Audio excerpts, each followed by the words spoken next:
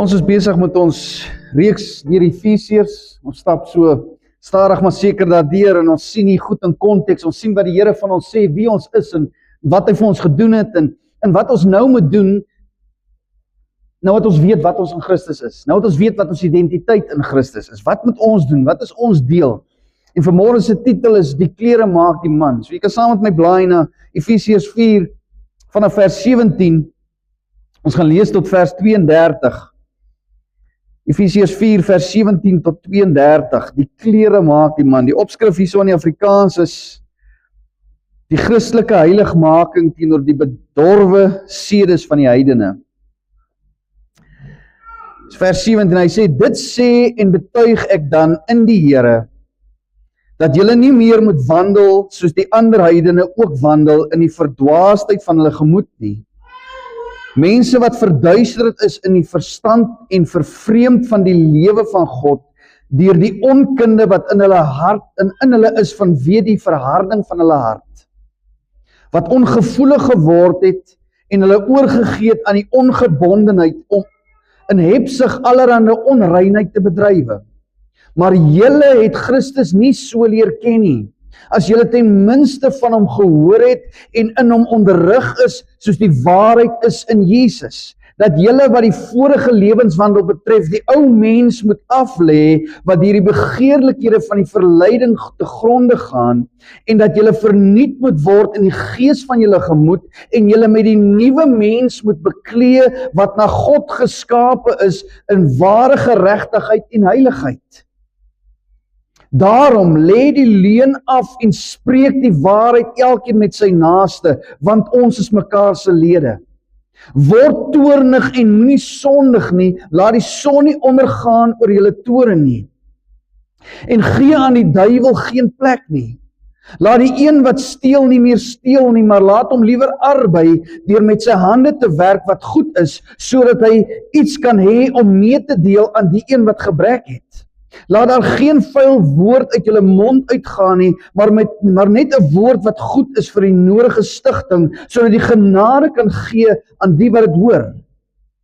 En bedroef nie die Heilige Gees van God nie, deur wie julle verseël is tot die dag van verlossing. Alle bitterheid en woede en toorn en geskreeu en laster moet van julle verwyder word saam met alle boosheid.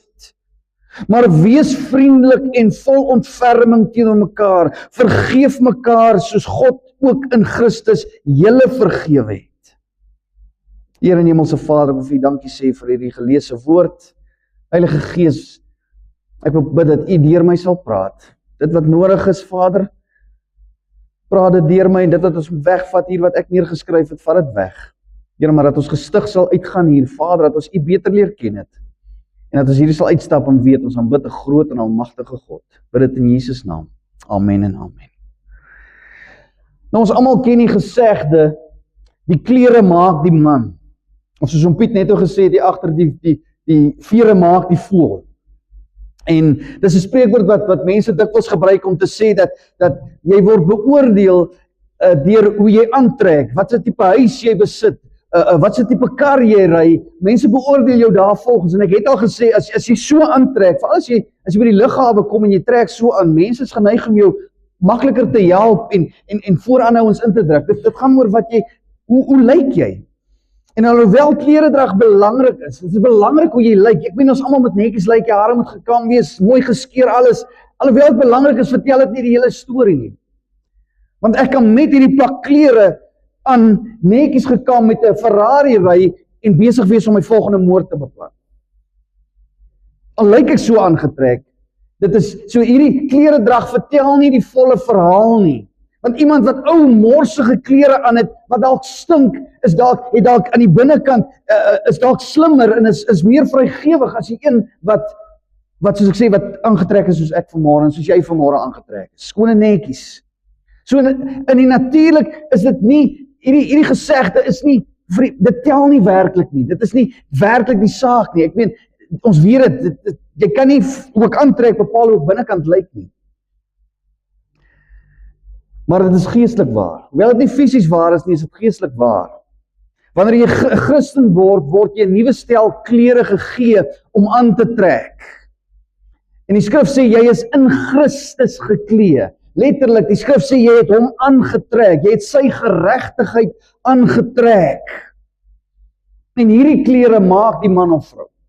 As jy vanmôre kan sê ek is 'n wedergebore kind van die Here, ek is geklee in Christus, dan maak dit jou 'n man of 'n vrou van God. Dit maak jou 'n kind van God of jy's nie 'n kind van die Here nie.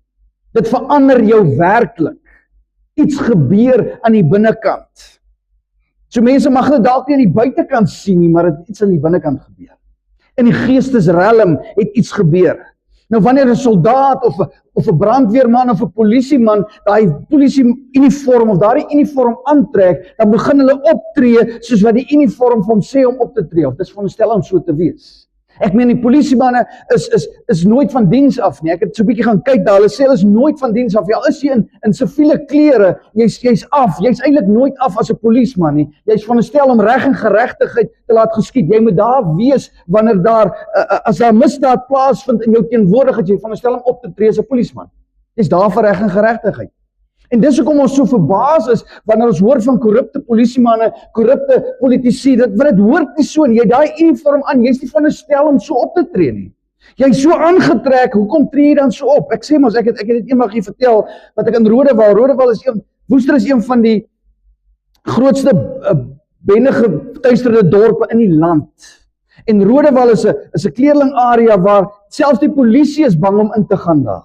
En ons het bedien daar tussen die changemakers, ex-bendelede, ex-dwelmverslaafdes, en ek ry met my kar daarin en hulle steel my foon uit my kar uit.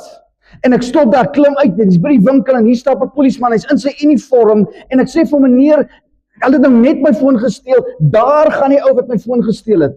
Wat het julle sê die polisieman vir my? In sy uniform. Bel die polisiestasie.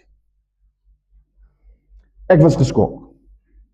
Jy is so aangetrek, jy is veronderstel om reg en geregtigheid te laat geskied, maar kyk nou hoe tree jy op. So weer eens, in die fisiese maak dit nie saak hoe jy lyk nie, dit sê nie hoe jy binne lyk nie, maar in die geestesrelm moet iets aan die binnekant gebeur, en dit sê nou hoe ek moet optree aan die buitekant. So al sien jy dit nie fisies hoe ek lyk vanmôre nie, iets het hier binne gebeur met my, en met jou as jy vanmôre sê ek's 'n kind van die Here. Nou in Efesiërs 4 maak Paulus 2 oproepe.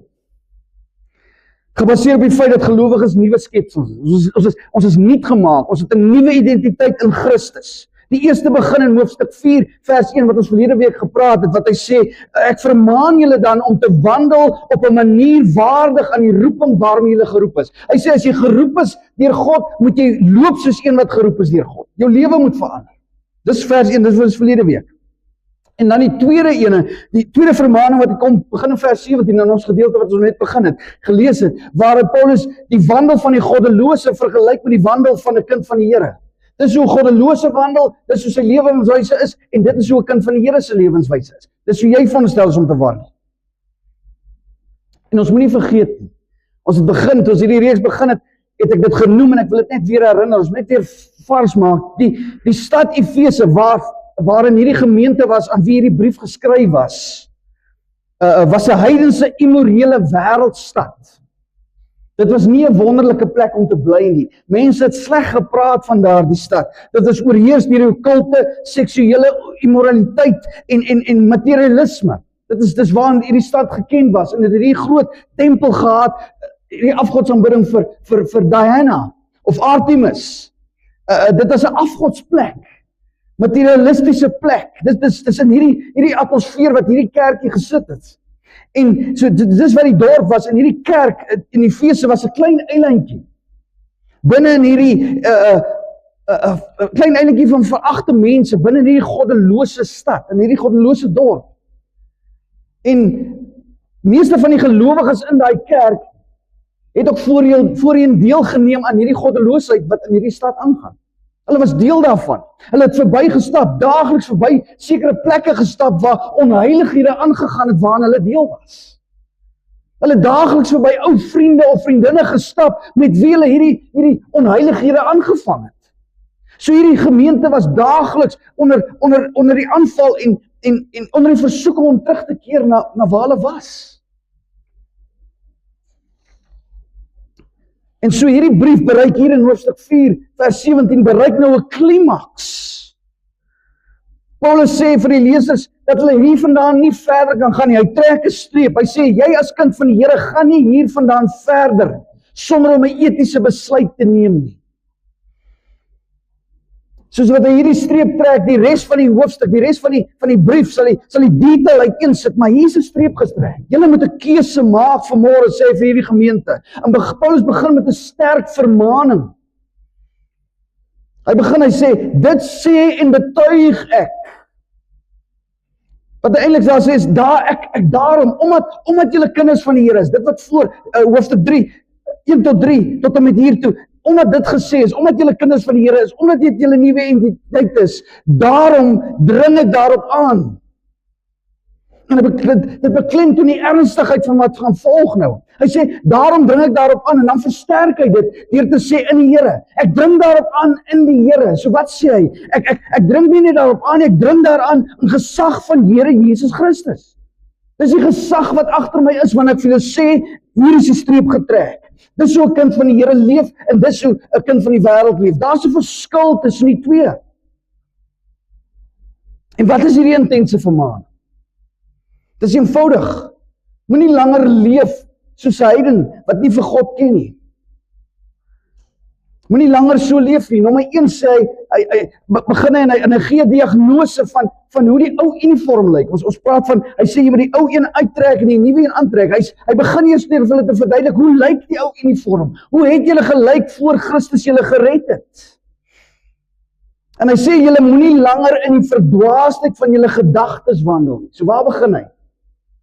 Begin hier. Hy sê, moenie langer leef hier, want toe julle Jesus nie geken het nie, was julle verdwaas in julle gedagtes. En wat is hierdie gedagtes? Gedagtes sonder die waarheid, sonder krag, gedagtes vol perversiteit, vol boosheid en vol broosheid. Ons word deur elke storm van lering word ons heen en weer gewaai, broos. En hierdie gedagte van hierdie verdwaasheid van die gedagtes word breedvoerig in die Griekse vertaling van die Ou Testament gebruik. In Prediker sien ons dit baie. In 1 vers 2, vers 14, 2 vers 1, jy kan so gaan aangaan, dan praat hy van die lewe sonder Christus, sonder dat ek God ken. Wanneer ek God verwerp, is dit hopeloos, dis nutteloos, dis te vergeefs, gebruik die ou vertaling die woord. Dis wanneer my gedagtes God misken, dis te vergeefs, my lewe is sonder doel, dis eintlik wat hy sê. So as jy God misken, is jou redenasie sinneloos en jou dwaase hart is verduister. Laai saam met Romeine 1 vers 21. Romeine 1, 21.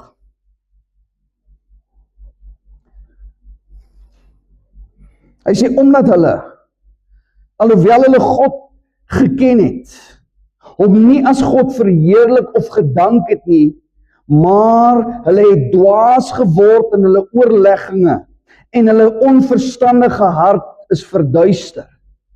Dwaas geword, wat is 'n ander woord vir dwaas? Is dom. Ons word dom, jy word dom, sonder God word jy dom, jy vang dom dinge aan, jy dink dom dinge, jy loop op 'n dom manier. Hy sê, sonder God het julle op 'n dom manier geloop. Julle harte was verduister. En dan beskryf Paulus 'n traject van 'n lewe sonder Christus. Hoe lyk dit? Hoe begin dit en hoe lyk dit as ek sonder Christus leef? Hy begin met, jy het 'n verharde hart. Ek verwerp die evangelie van Christus Jesus. En hierdie verharde hart wat die evangelie verwerp, lei weer tot onkunde van God en die geestelike realm. Ek kyk na hierdie wêreld en ek besef, daar moet 'n God wees, maar ek verwerp dit. Ek verwerp die evangelie van Christus Jesus wat ek hoor. En dit lei weer tot 'n verstand wat verduister is, weer eens dom. Wat dan verder lei tot 'n onbeteelde, onbeperkte welis vir sonde, om sondige goed te gaan doen. En jy kan self daardie blanks invul. Wat is dit? Hoe lyk die wêreld daar buitekant wat in hierdie welis lewe? My liggaam wil dit doen, so ek wil dit gaan doen, ek gaan daar. Is dit drank, is dit dwelms, wat dit ook al mag wees. Dis waar ons opeindig. So wat hy hier sê is dat sonde is nie net slegte gedrag nie. Dis 'n gebroke beheerstelsel, gewortel in 'n nuttelose denke uit 'n hart van klip. Nou die skrif praat van, as met die hart van klip uithaal en 'n hart van vlees daarin sit.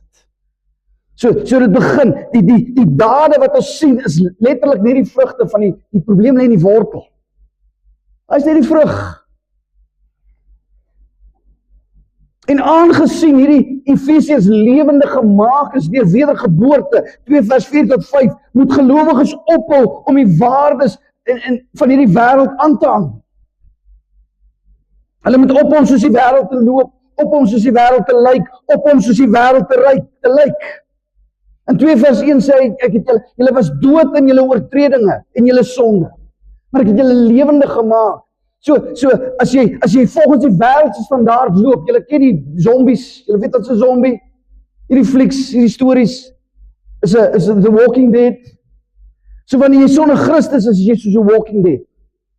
Jy loop en jy beweeg, jy's aan die gang, maar eintlik is jy hier binnekant is jy dood.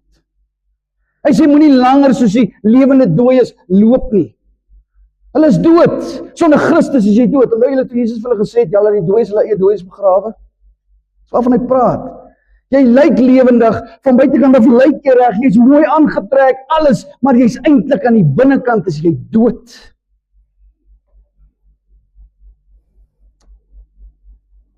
So wanneer jy loop soos die wêreld, lyk soos die wêreld en ryk soos die wêreld en ek bely ek ken Jesus Christus, dis soos 'n dokter wat vuil en stinkende klere by die spreekkamer instap om jou nou te kom help. Gaan jy daarvan hou? Want ons praat van vuil hospitale en al hierdie goeders, maar hoe lyk dit as 'n dokter daar inkom en hy's vuil en hy stink? En sy klere is stikkend. Ek meen, jy bevraagteken sy geloofwaardigheid, sy kwalifikasies, sy bevoegdheid om na jou te kyk. Nou weer eens, as ons as kinders van die Here sê, ek's 'n kind van die Here en ek besit die beste nuus ooit dat Christus Jesus vir jou sonde kom sterf het, as ek dit getuig, maar my lewe getuig die ander kant, dat ek soos die wêreld lyk en ryk, dan weer eens dan lyk dit nou soos hierdie dokter. Jy het die goeie nuus, jy's veronderstel om gered te wees, lewendig in Christus Jesus, aangetrek met Christus, maar ek lyk soos die wêreld.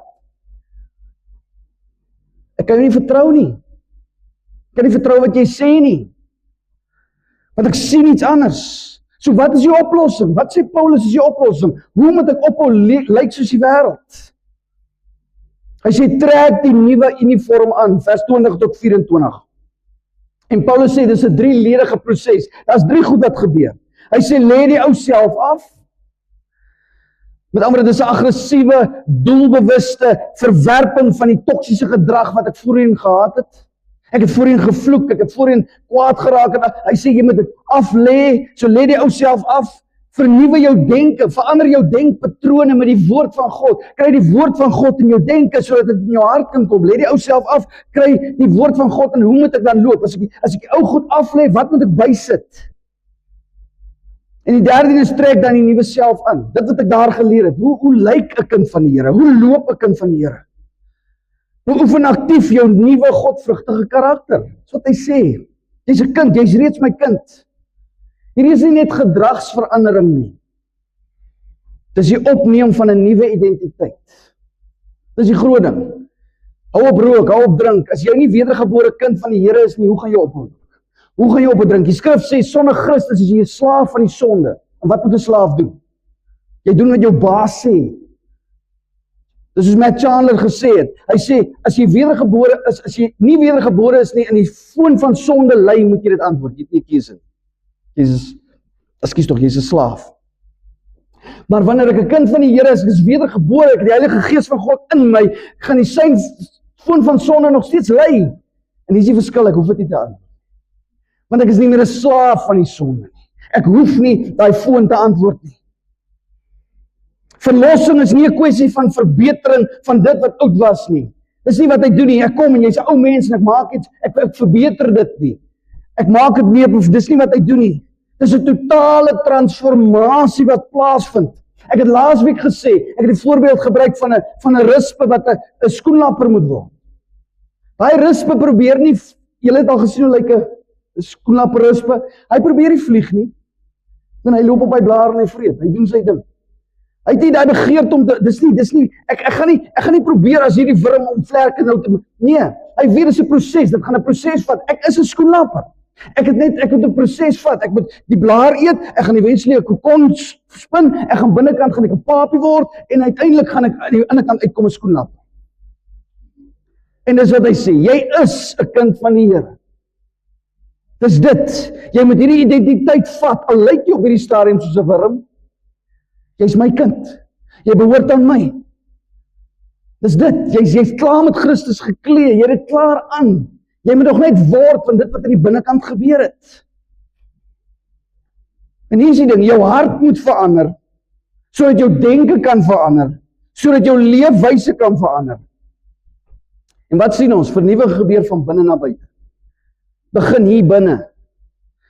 Dis nie op rook en nou probeer ek op 'n rook en probeer op 'n drink, probeer op 'n my vrou slaan, wat ek ook dwelms gebruik, wat dit ook al mag wees. Ek probeer met my eie wil dit doen nie. Hy sê nee, ek kom en ek kom maak woning in jou en ek gaan jou kom help om van dit ontslae te raak. Jy is nie in staat om dit op jou eie te doen nie. Dis nie 'n selfhelpproses nie. Die Heilige Gees kom en hy kom sit hierdie begeertes in jou hart om die regte ding te doen. En hy begin jou transformeer. 2 Korintiërs 3 vers 18. 2 Korintiërs 3 vers 18. Wat sê hy so? En terwyl ons almal met onbedekte gesig soos in 'n spieël die heerlikheid van die Here aanskou, word ons van gedaante verander na dieselfde beeld, van heerlikheid tot heerlikheid as deur die Here wat die Gees is. Jy gaan van heerlikheid tot heerlikheid, van gedaante word dit verwissel. Dit wat aan die binnekant gebeur het, gaan later na buite toe uitwys.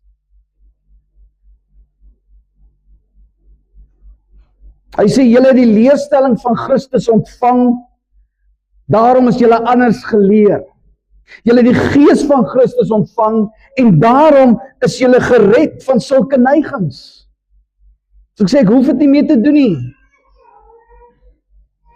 En dan gaan ons verander eenvoudig hierdie woord heidene. Moenie langer soos die heidene leef nie, in vers 17, en ons verander dit na Suid-Afrikaners toe. Moenie langer soos die Suid-Afrikaners leef nie.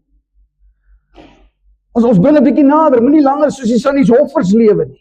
Of enige ander relevante titel wat jy daar wil insit. Ek meen, ons kan almal 'n lys maak van goed wat ons verkeerd sien in die dorp, wat ons verkeerd doen en verkeerd sê, en hoe hulle optree en hoe hulle loop. Jou daaglikse wandel.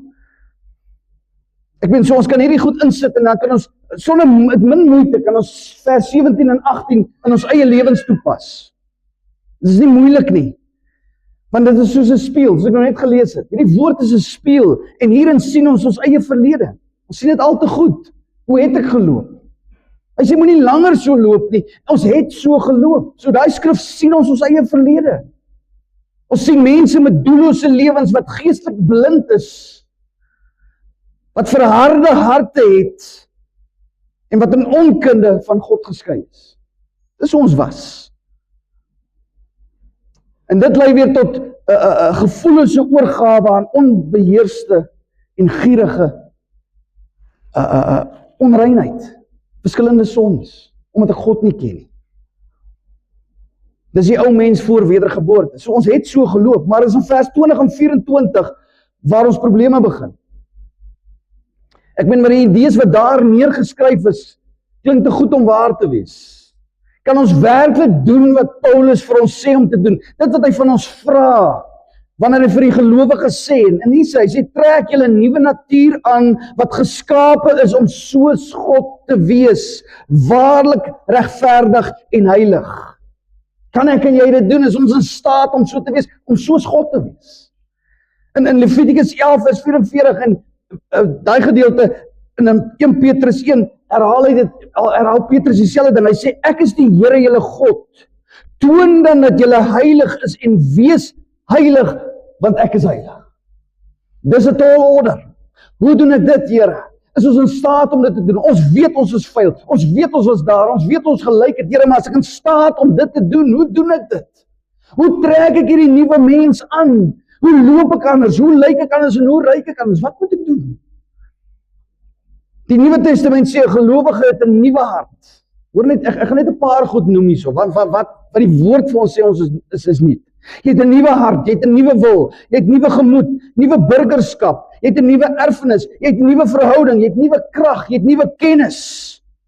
Jy het nuwe persepsie, jy het nuwe begrip, jy het nuwe wysheid, nuwe geregtigheid, nuwe liefde, nuwe begeertes. En daar's nog baie ander nuwe dinge wat opgesom kan word in Romeine 6 vers 4. Ek wil dit net vinnig vir julle lees. Romeine 6 vers 4.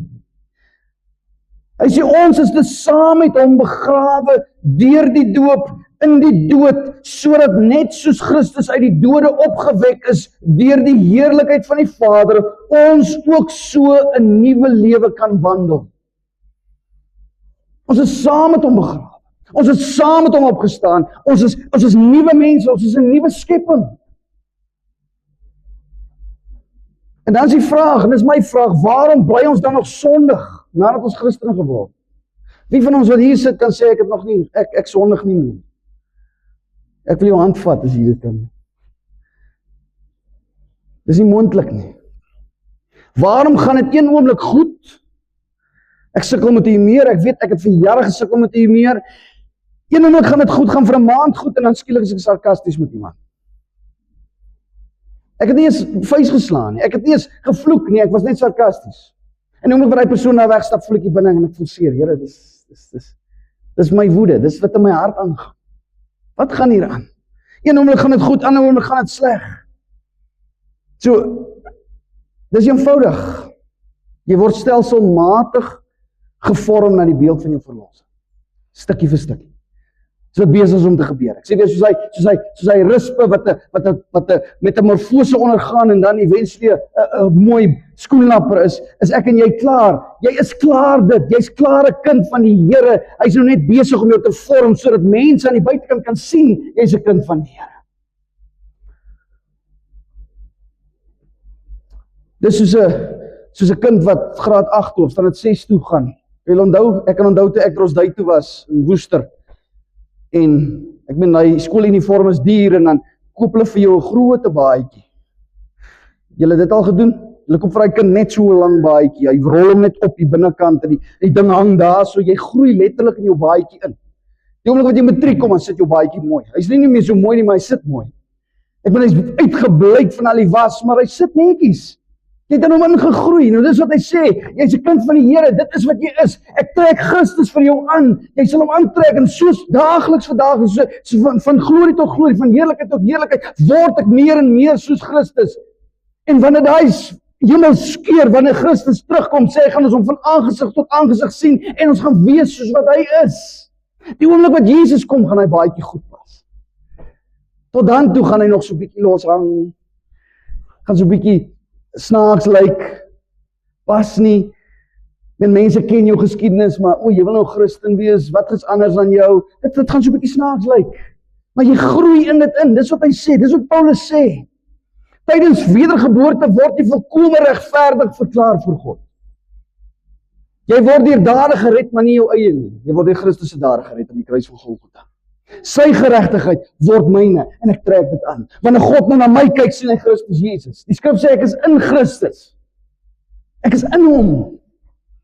Hy kyk na my en hy sien sy seun. En om hierdie geregtigheid uit te leef, om hierdie aan te trek en uit te trek en aan te trek, is 'n geleidelike lewenslange pad wat jy moet volg. Hulle noem dit heiligmaking. Dis ek nou net gesê het, jy kom om matriek en nou pas die baadjie lekker. Nou lyk jy goed. Dis wanneer Jesus kom. So alhoewel die ou mens 'n sondige identiteit saam met Christus gekruisig is, leef Christus steeds in 'n onverloste fisiese liggaam. Ons moet dit onthou. En hierdie sondige liggaam waarin ons leef, het nog steeds sy vorige sondige begeertes. Dis begeertes wat hierdie liggaam het.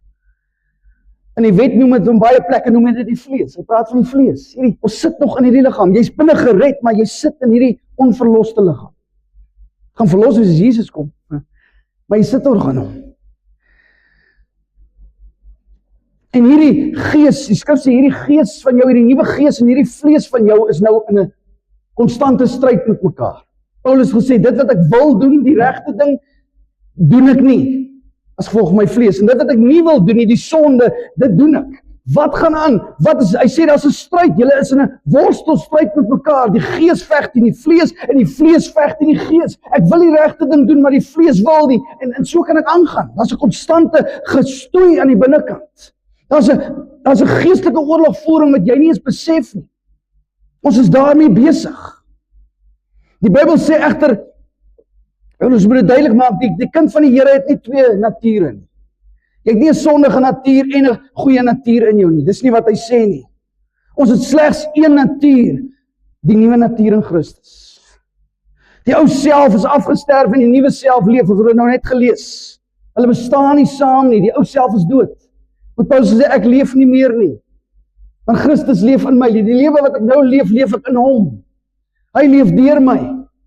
So jy het nie twee nature nie, ons moet dit sien, jy het 'n nuwe natuur, wat veg teen die ou natuur, die dinge wat verkeerd is. Jou natuur het verander, jou hart het klaar verander. Ek sê weer, jou wil het verander, dis die groot ding, ek wil nie meer sondig. Ek haat sonde. En hier is die ding, slegs geredde mense het hierdie geveg. 'n Ou wat nie gered is nie, veg nie teen die sonde. Pla jou nie. Maak nie saak nie, want ek sê weer, jy is 'n slaaf van die sonde, is jou baas. So dit wat ons mee stroei, is die vuil kleed van die oorblywende menslikheid. Dis waarmee ons stroei. Waarin die nuwe skepping woon, wat jou lewe steeds belemmer en besoedel. Jy het nog steeds sonde in hierdie liggaam. Jou liggaam neig na sonde, maar is nie meer heersende sonde. Sonde heers nie meer oor my nie. Romeine 6 vers 14. Ek gaan nie nou so doen nie. Jy's 'n nuwe mens wat op volle verlossing wag. Romeine 13 vers 11. Wag met reikhalsende verlange, sê die skrif, na die verlossing van hierdie liggaam. Ek wag met reikhalsende verlange, Romeine 13 vers 11. En om hierdie volheid van goddelike natuur te besit, sonder hierdie onverloste vlees, is iets waarna ek uitsien. Is soos John MacArthur gesê het, as hy dink aan die hemel, dink hy nie aan die wonderlike strate van goud en al hierdie dinge nie. Hy kan net nie wag om sonder sonde te wees nie.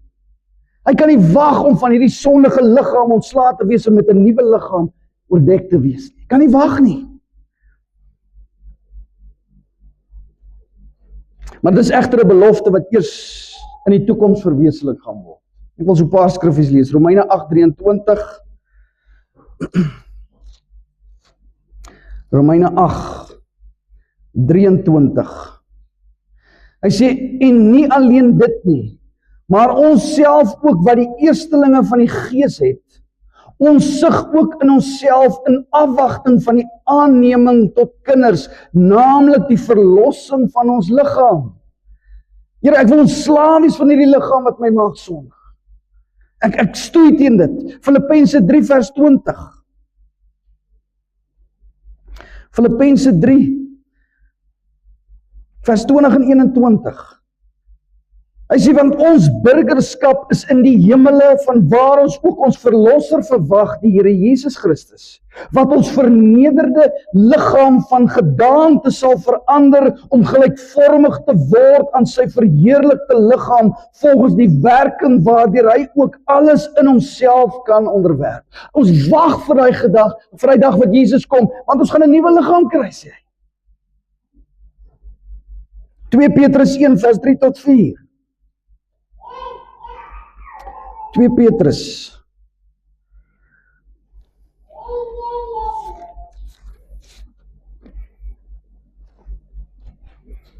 Petrus 1 vers 3 tot 4. Hy sê, immers sy goddelike krag het ons alles geskenk wat tot die lewe en Godvrug dien. So hoor eens wat sê hy.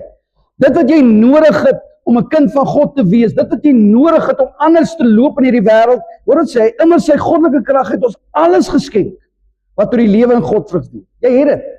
Dis in jou gegee. Die Heilige Gees is in jou. Dis daar. Dis in die woord van God. Dis daar vir jou. Deur die kennis van hom wat ons geroep het, deur sy heerlikheid en deug, waardeur hy ons die grootste en kosbaarste beloftes geskenk het, sodat julle daardeur deelgenote kan word van die goddelike natuur, Nadat julle die verdorwenheid ontvlug het, wat deur begeerlikheid in die wêreld is. Daar's 'n belofte. Ons sien uit na wanneer Jesus kom. Ek gaan verlos wees van my sonde en hierdie dinge in my hart.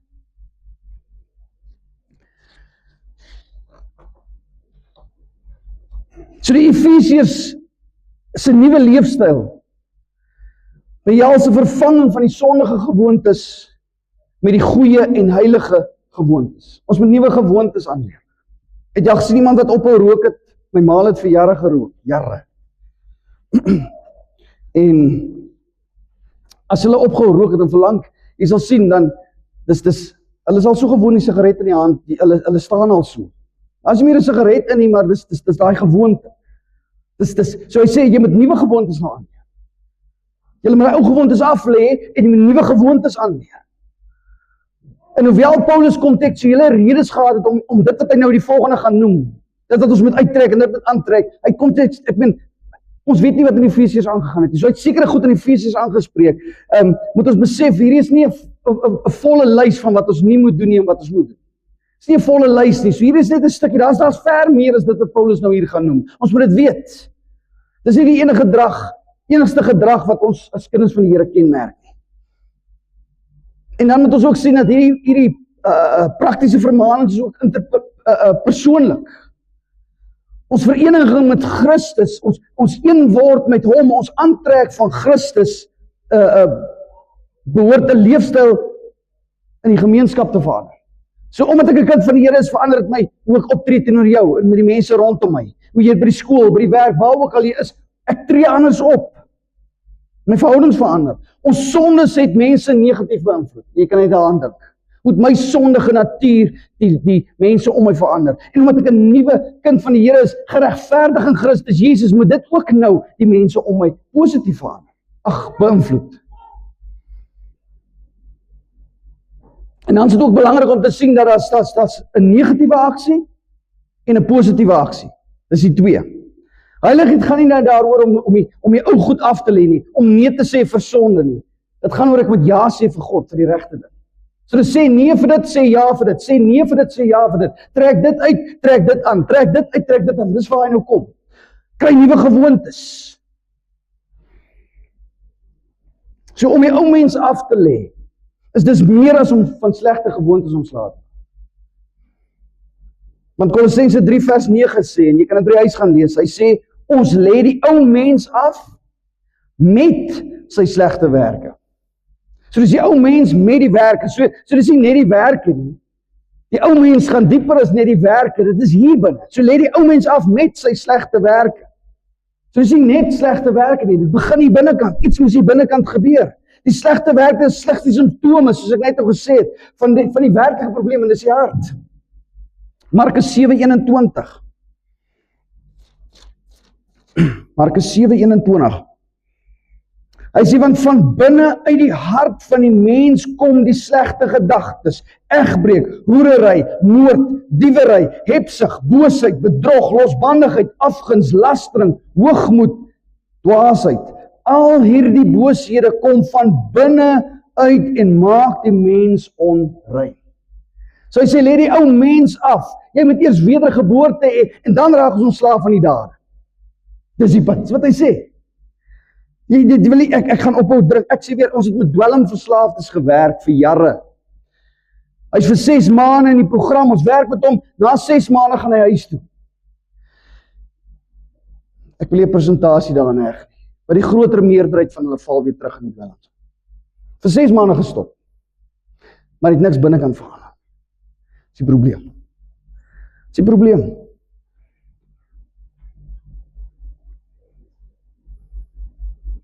So dis nie 'n to-do-lys. Hierdie wat Paulus nou hier gee, is nie 'n to-do-lys met 'n klomp moets en moenies wat ons nou moet stop nie. Dis nie dit nie. Ons trek die ou mens uit, omdat God deur sy gees ons motiveer om die regte dinge te doen. En ons trek die nuwe self aan, omdat Christus dit reeds vir ons gekoop het. Hy het reeds ons verlossing gekoop. Dis nie iets waarvoor ek gewerk het nie. En dan hier's wat Paulus, hy sê nou presies van wat ons moet uittrek en aantrek. Hoor wat sê hy so. Hy sê, vervang die valsheid met die waarheid. En dan gee jy die rede.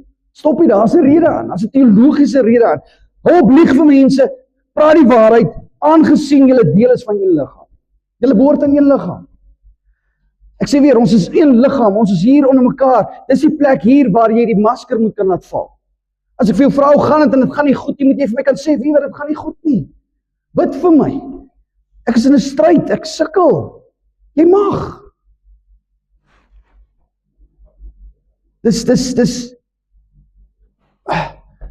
ek meen as my oog vir my sê, as jy 'n strykyster sien, kan jy met jou blote oog sien 'n strykyster is warm? Nee. Ek meen my oog gaan vir my lieg en sê nee man, hy strykyster is. En dan vat ek aan hom aan brand.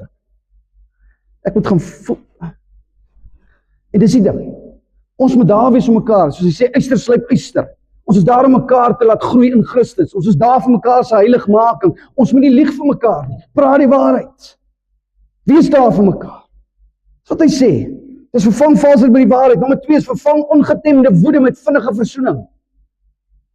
Moenie kwaad gaan slaap nie. Soos iemand eendag vir my gesê het, jy en jou vrou moenie kwaad gaan slaap nie. Julle kan heel nag wakker bly, maar net nie kwaad gaan slaap. En weer as hy sê, en dan gee hy ook 'n rede. Moenie die duiwel 'n voethold gee nie. Want as julle kwaad bly en julle bly in woede, hy sê nie, jy gaan kwaad, dis wat hy sê. Ek meen, ons moet ook, dat is 'n heilige woede. Ek meen, God haat sonde, God haat verkeerde dinge. Kinders van die Here kan nie net stil bly as dinge verkeerd is nie. So dat is 'n heilige woede, maar hy sê, moenie kwaad gaan slaap nie, moenie die duiwel, want jy gee die duiwel 'n voethold. Julle ken die Trojan horse, die storie van die Trojan horse. Die soldate binne in die perd, en die ou perd, en die mense van daai stad bring die perd in hulle eie stad, en hulle bring hy soldate, en dis wat ons doen. Jy bring die duiwel self, jy gee vir hom 'n voethold in jou lewe. Moenie vinnige versoening. Word vinnig kwaad, maar ek raak vinnig, ons sorg hierdie ding uit. En dan sê hy, vervang diefstal met eerlike werk. Hoekom? Wat is die rede? Hoor wat sê hy? Is om vir diegene in nood te sorg. Want as ek steel ek vir myself. Ek wil hê. Hy sê nee, gaan werk sodat jy vir ander kan gee wat nie het. Wow, is iets anders. Trek dit uit en trek dit aan. En dan vervang giftige praatjies. Skinder en laster en al hierdie goeders wat ons met mekaar doen. Hy sê dit moenie daar wees nie. Hy sê praat liewer opbouende woorde. Hoekom? Hoor wat sê hy? Dis om genade te bied aan die ou wat dit hoor. Wat? Dit doen iets. En dan vervang bitterheid met vergifnis. En dan gee die rede, want ons is vergewe deur Christus. Ons moet vergewe soos Christus ons vergewe. En ek sê weer, Christus ken my. Hy ken die slegste van my en nog steeds het hy vir my gesterf toe ek nog 'n sondaar was. Hy ken die slegste van my. Dis soos in 'n huwelik. Angelique ken die slegste van my en steeds kies sy om te bly. Ek ken die slegste van haar en steeds kies ek om daar te bly. Dis hoekom die verhouding tussen Christus en sy kerk is 'n bruid en 'n bruidegom. Kyk, as jy gedink het jy het heiligmaking wanneer mense jou omkrap, dan moet jy gaan trou. Dit kan 'n oomblik van heiligmaking wees. Dan besef jy hoe selfsugtig is jy eintlik en ek kan dit so opnoem. Dis heiligmaking. Ons vergewe omdat Christus ons vergewe. Ek vergewe die onvergeeflike in 'n ander persoon omdat Christus die onvergeeflike in my vergewe. Ons is anders. Ons leef anders. Ons loop anders. En dan in vers 30 waarsku Paulus gelowiges om nie die Heilige Gees te bedroef nie. Deur hierdie sondige gedrag jou lewenstyl te maak. Jy gaan sukkel, hoor wat ek sê. Maar hy sê jy word daagliks beter. Jy word van heerlikheid tot heerlikheid. Dag vir dag word jy meer en meer soos Christus. Dis waarvan hy praat. Maar dit moenie jou lewenstyl word. Dis die groot ding. So as mense vir my sê, wie wat, julle Christene is 'n klomp hipokrits, sê ek ja, ons is. Welkom. Jy het ook 'n redder nodig. Ons is. Dis reg. En weer eens wat ons moet besef, as hy praat van die Heilige Gees te bedroef, dis nie laster van die Heilige Gees, dis nie waarvan hy praat nie. In Matteus 12 vers 31 praat hy van 'n vergeeflike sonde. Dis laster teen die Gees, dis nie waarvan hy praat. Nou laster teen die Gees is 'n hele ding op sy eie, dit is wanneer ons die evangelie van Christus Jesus verwerp. Dis waarvan hy praat, dis 'n hele ding op sy eie. Hierdie is, jy bedroef die Heilige Gees. Die Griekse woord vir bedroef is lupeo. En dit beteken, dit praat van 'n erge emosionele pyn en hartseer. Dit is die emosionele pyn en hartseer wat 'n man of 'n vrou voel wanneer daar egbreek in 'n huwelik is. Dis waarvan hy praat. Moenie die Heilige Gees bedroef nie. Jy behoort aan my, maar jy tree so op. Jy lyk soos die wêreld, maar jy's myne. Of my praat, jy bedroef my. Dit is soos wanneer kinders hulle ouers bedroef deur hulle optrede. Ek het al vir my kinders gesê, as jy skool toe gaan of as jy winkel toe gaan, jy verteenwoordig die Erasmus huisgesin. Want die eerste ding is wat hulle vra, wie se kind is daai? Wat so aangaan? Wie se kind is dit? Ja nee wat, hy het hierdie maniere by sy huis geleer. My ouers weet nie hoe hulle kan in dis die ding. Ek is 'n kind van die Here, o jy tree so op. So dis hoe jou pa is. Hoeveel mense verwerp die evangelie, want hulle kyk na ons en sê, "Jesus, so ek nie so." Maar hulle verstaan nie die evangelie. Dis die groot ding. So Paulus vra, waarom, en dis wat hy vra, waarom wil jy die een bedroef, wat die bewys is dat jy aan God behoort? Wat hy daar sê. Die Heilige Gees wat in jou is die bewys dat jy aan God behoort. Wat die versekering is dat jy bestem is vir die hemel. Wat hy sê. Hy is die versekering daarvan. Gaan lees dit. Waarom wil jy teenstrydig leef met hom wie se eienaarskap seël jy dra? Onthou dit is soos 'n brief daai tyd wat hulle moet die was en dan het hy 'n seelring gehad van die koning en dan druk hy hom in die warm was. Reg en dan sê die teken van die koning daar wat sê hierdie brief kom van die koning af, dis syne. Hy sê hierdie Heilige Gees is soos daai seelring. Jy behoort aan die Here. Hoekom wil ek teenstrydig leef met dit aan die een aan wie ek behoort? Waarom wil ek in stryd lewe met my toekomstige bestemming? Bestem vir die hemel. Bestem om in God se teenwoordigheid te leef vir ewig. Hoekom wil ek teenstrydig leef daarmee? Hy sê geen ruimte moet toegelaat word vir die duiwel om 'n voet in die deur te kry in jou lewe nie.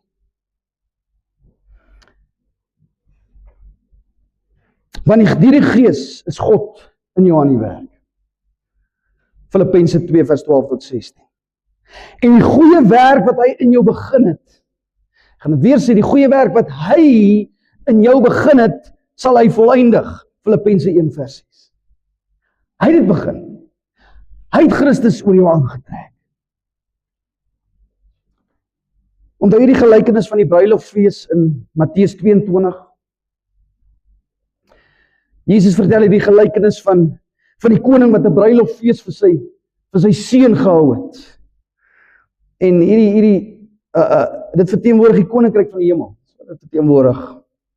En die koning stuur die dienaars uit, ons is reg vir die fees, en hy stuur sy dienaars uit om die oorspronklike genooides te sê, kom, dis nou tyd, julle moet kom, die bruilofsfees is aan die gang. En wat het hierdie oorspronklike gaste of uitgenooides gedoen? Hulle het besluit om by hulle plase te bly, hulle besighede. Ons gaan aan met ons eie ding. Ons gaan nie kom nie. En sommige van hierdie genooide gaste het hierdie boodskappers mishandel en doodgemaak. Reg, julle ken die verhaal. En toe die koning dit hoor, toe stuur hy woedend sy weermag om hierdie moordenaars, hierdie ouens wat sy boodskappers doodgemaak het en mishandel het, om hulle te vernietig en die stad af te brand. Gaan lees dit daar. En die koning verklaar, hy sê, luister, ek gaan nooi nou almal daar buitekant. Goeies en slegtes, almal in die straat, bring hulle en kom maak net hierdie saal vol. Want hy verklaar dat die eerste ouens is dit nie waardig nie. Hulle is nie hierdie troue waardig nie. En tydens hierdie fees, plek is vol en is feesgang, tydens hierdie fees sien die koning dat iemand is daar wat nie die regte klere aan het nie. Julle ken die verhaal? En wat sê die Here vir hom? Wat sê die koning vir hom? Hy beveel dat hy gebind word en in die buitenste duisternis gewerp word. Want hy kon nie vir die koning sê, toe die koning vra, hoekom het jy nie die regte klere aan nie, het hy geen verduideliking gehad. En dan sluit hy die verhaal af met, Jesus sluit dit af met, want baie is geroep, maar min is uitverkies. Rof. En wie was die koning en wie was die seun? Die seun, die koning was God die Vader, die seun was Jesus Christus. Wie was die oorspronklike gaste?